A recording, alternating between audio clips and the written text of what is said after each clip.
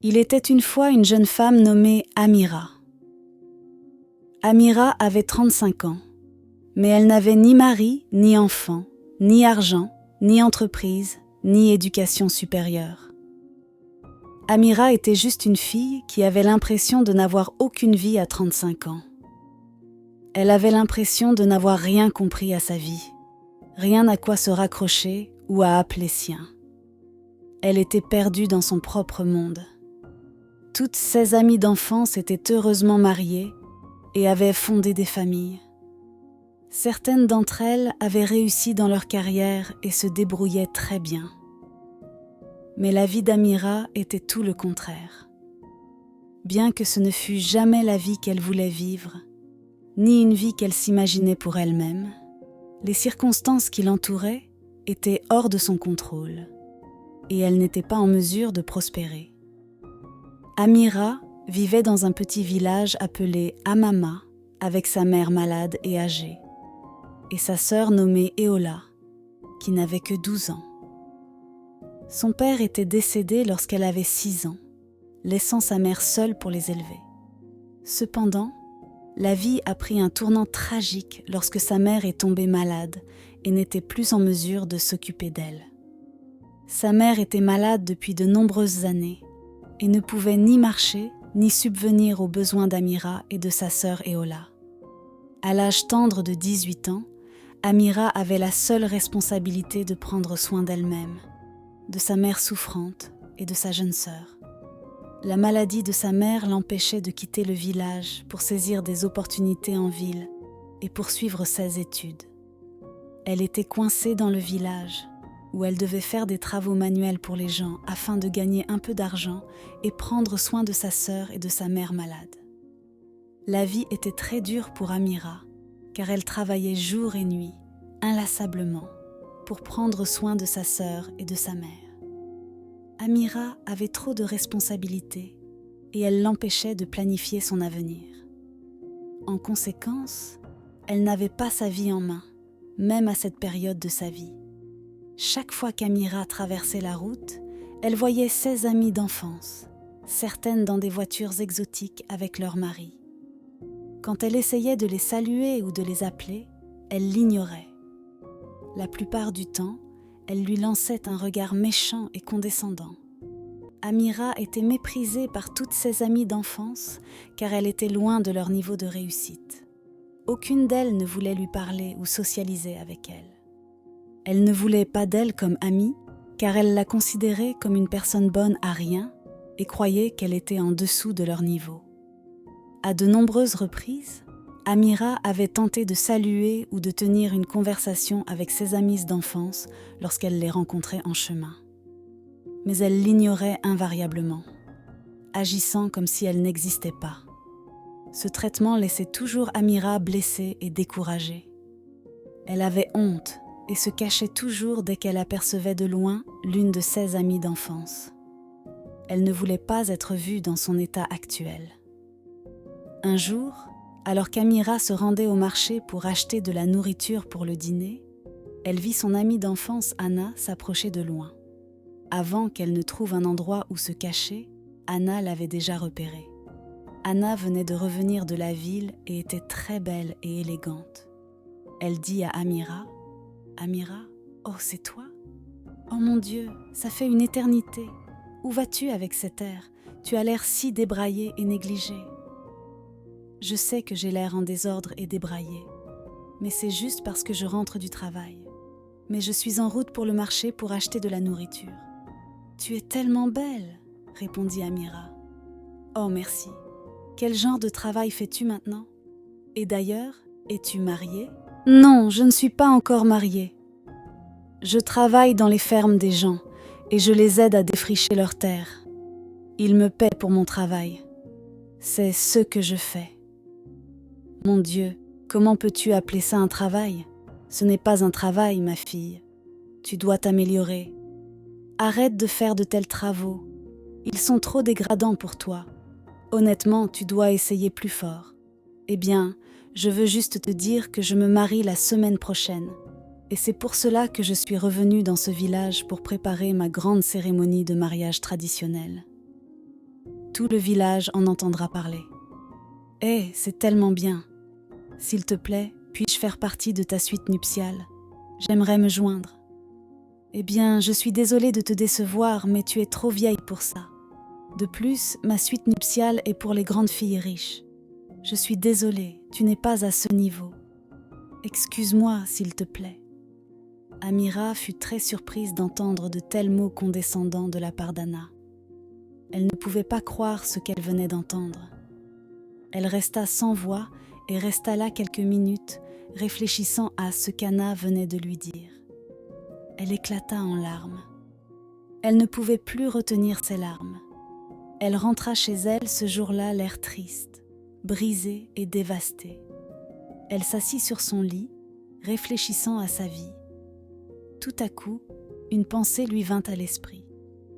Elle alla dans sa cuisine et prit une substance toxique dans un petit bol. Elle retourna dans sa chambre et s'assit sur le lit. Elle se dit à elle-même : « Je suis fatiguée d'être moquée. Il vaut mieux en finir maintenant. Oui, je préfère mourir que de vivre une vie misérable comme celle-ci. Ce sera le seul moyen de mettre fin à ma douleur. » Alors qu'elle était sur le point de boire la substance, sa main près de sa bouche, une autre pensée lui vint à l'esprit. « Si tu bois ce poison et meurs, qui prendra soin de ta mère et de ta sœur? Elles souffriront davantage. En vaut-il la peine ? La vie ne fera que se compliquer pour ta sœur, qui n'a que 12 ans. » Alors que ces pensées traversaient son esprit, elle se rendit compte qu'elle n'était plus capable de prendre le poison. Assise sur son lit à réfléchir, elle s'endormit et fit un rêve. Dans son rêve, elle se vit elle-même dans une chambre magnifiquement bien décorée, remplie d'or, d'argent et de différentes sortes de bijoux splendides. Elle avait de nombreux serviteurs autour d'elle, et ils la servaient pendant qu'elle dînait et mangeait dans une grande salle à manger. Elle vivait comme une reine dans son rêve. Lorsqu'elle se réveilla et réalisa que ce n'était qu'un rêve, elle redevint triste et maussade. Sa mère remarqua combien Amira était devenue triste et maussade et s'inquiéta. Alors elle appela Amira et lui parla de cela. « Je sais que le temps n'est pas de ton côté, et ta jeunesse s'estompe. Tu ne rajeunis pas. Je comprends tes soucis. Maintenant, il est temps pour toi d'aller trouver ton épanouissement et ta découverte de soi afin que tu puisses être heureuse. Ta sœur et moi nous débrouillerons. » Mais Amira refusa, et sa mère commença à la persuader davantage. Après un moment, elle accepta et dit à sa mère qu'elle ferait de son mieux pour la rendre fière. La mère d'Amira était heureuse, car elle était enfin soulagée. Amira commença à travailler plus dur pour économiser de l'argent afin de pouvoir quitter le village pour la ville. Après 3 mois de travail acharné, elle réussit à économiser une somme d'argent substantielle, suffisante pour louer un appartement en ville. Elle était excitée à l'idée de quitter enfin le village, mais elle était aussi triste car elle ne voulait pas laisser sa mère et sa sœur derrière elle. Un matin fidèle, le jour où Amira était censée partir pour la ville, un événement tragique se produisit. Alors qu'Amira entrait dans la chambre de sa mère pour lui dire au revoir, elle trouva sa mère gisant sans vie sur le lit.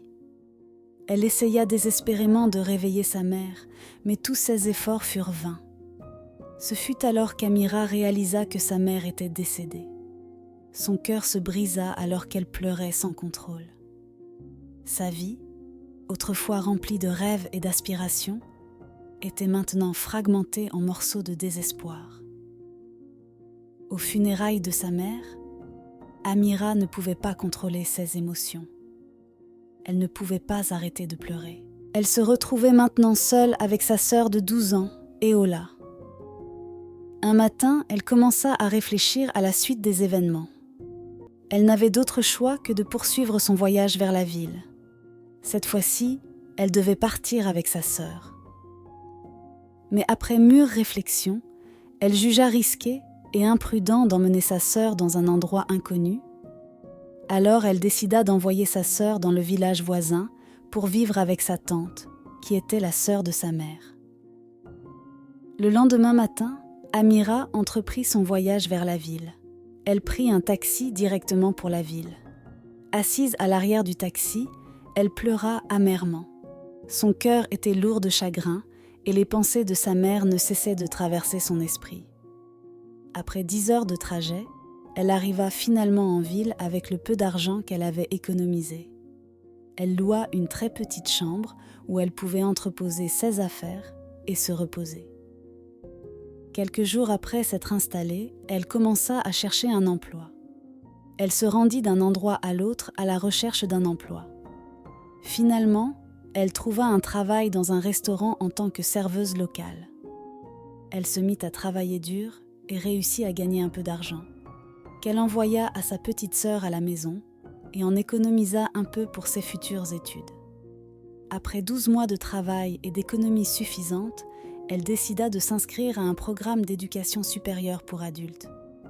Les choses se passaient plutôt bien pour elle, jusqu'à ce que sa tante, chez qui vivait sa sœur Eola, commença à exiger plus d'argent.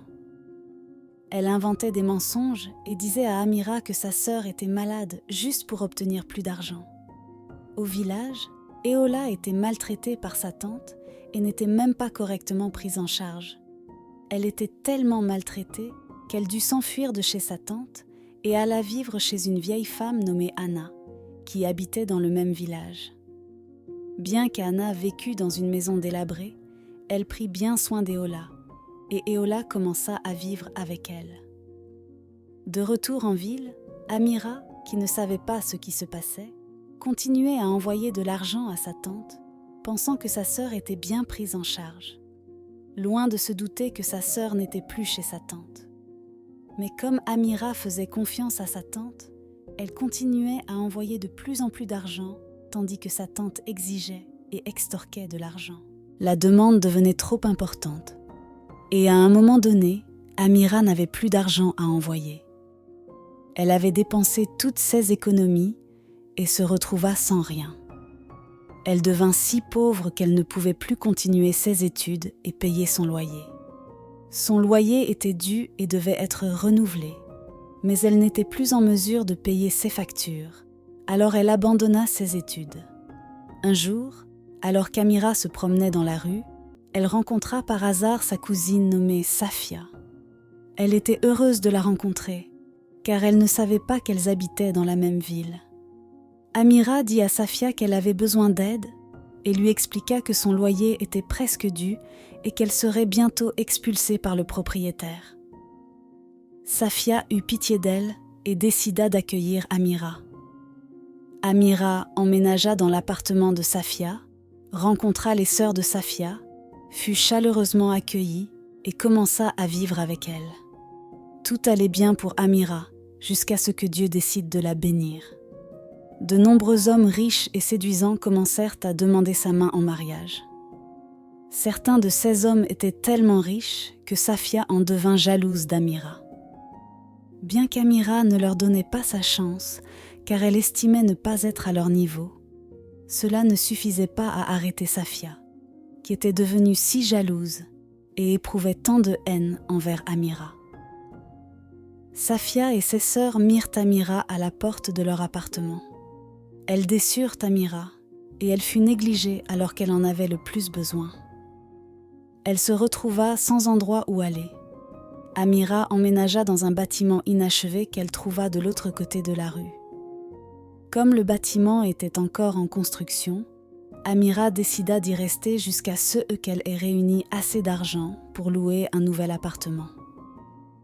Quelques jours après avoir emménagé dans le bâtiment inachevé, elle se réveilla un jour et, alors qu'elle s'apprêtait à quitter le bâtiment à la recherche d'un emploi, elle vit une femme nommée Madame Aya s'approcher d'elle. Au début, elle eut peur, mais elle prit son courage à deux mains et demanda à la femme : « Bonjour madame, s'il vous plaît, qui êtes-vous ? Que cherchez-vous ? C'est mon bâtiment. Je suis venue voir l'avancement des travaux jusqu'à présent. Alors c'est moi qui devrais vous demander ce que vous faites dans mon bâtiment. Je suis vraiment désolée, madame. Je ne voulais pas entrer illégalement dans votre bâtiment. Je suis juste une jeune fille sans abri et je n'ai nulle part où aller. Mes sœurs m'ont chassée de chez elles. Je n'avais nulle part où aller. Alors j'ai décidé de rester ici un moment jusqu'à ce que j'économise un peu d'argent pour payer un loyer. S'il vous plaît, madame, ne me chassez pas. Madame Aya éprouva beaucoup de pitié pour Amira après avoir entendu son histoire. Elle demanda à Amira si elle avait un emploi, mais Amira lui dit qu'elle était actuellement sans emploi. Elle proposa à Amira un travail dans sa maison en tant que femme de ménage et lui offrit également un logement où elle pourrait vivre confortablement. Amira était tellement excitée. Elle accepta immédiatement l'offre, prit ses sacs et suivit la femme jusqu'à sa maison où elle commença immédiatement à travailler comme femme de ménage. Elle était très travailleuse et si dévouée à son travail. Elle lavait le linge, cuisinait et nettoyait toute la maison.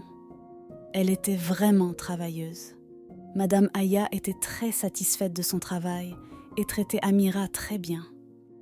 Madame Aya vivait seule car tous ses enfants étaient adultes et vivaient dans des pays étrangers. Elle avait 3 garçons riches et séduisants qui visitaient rarement la maison. Elle était une femme très riche, mais ses enfants étaient plus riches. Un jour, un beau lundi matin, l'un de ses fils, Ohag, rentra à la maison pour rendre visite à sa mère. Madame Aya était très heureuse de voir son fils et l'accueillit chaleureusement. Le lendemain, quand Amira reprit le travail, Ohag, le fils de Madame Aya, vit Amira et commença à l'apprécier. Il tomba amoureux d'Amira et ne pouvait pas détacher son regard d'elle. Amira l'admirait aussi, c'était comme un coup de foudre. Il alla demander à sa mère qui était Amira. Sa mère lui raconta comment elle avait rencontré Amira et qui elle était. Elle dit à son fils qu'Amira était une bonne femme. Ohag dit à sa mère qu'il voulait épouser Amira. Sa mère approuva et donna sa bénédiction à son fils. Lorsque Amira arriva au village, elle fut conduite dans une voiture chère. Tous ceux qui pensaient que rien de bon ne sortirait d'Amira cachèrent leur visage de honte. Les villageois furent choqués et ne pouvaient pas croire leurs yeux en voyant à quel point Amira avait changé. Il y eut un grand émoi dans le village et la nouvelle du retour et de la transformation d'Amira se répandit rapidement comme une traînée de poudre.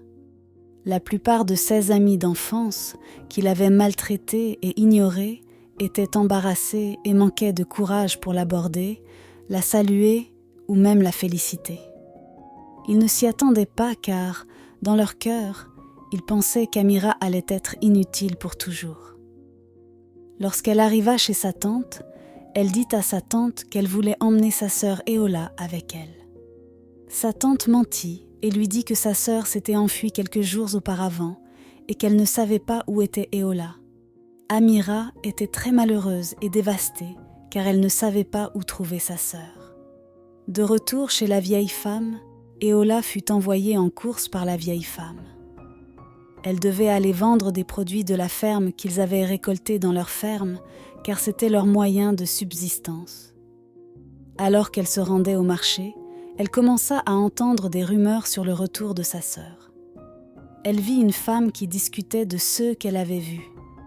Eola s'approcha et lui posa des questions sur la rumeur. La femme lui dit qu'Amira était de retour, et pas seulement de retour, mais qu'elle était revenue très riche, montant dans une grande voiture. Au début, Eola ne pouvait pas croire ses oreilles.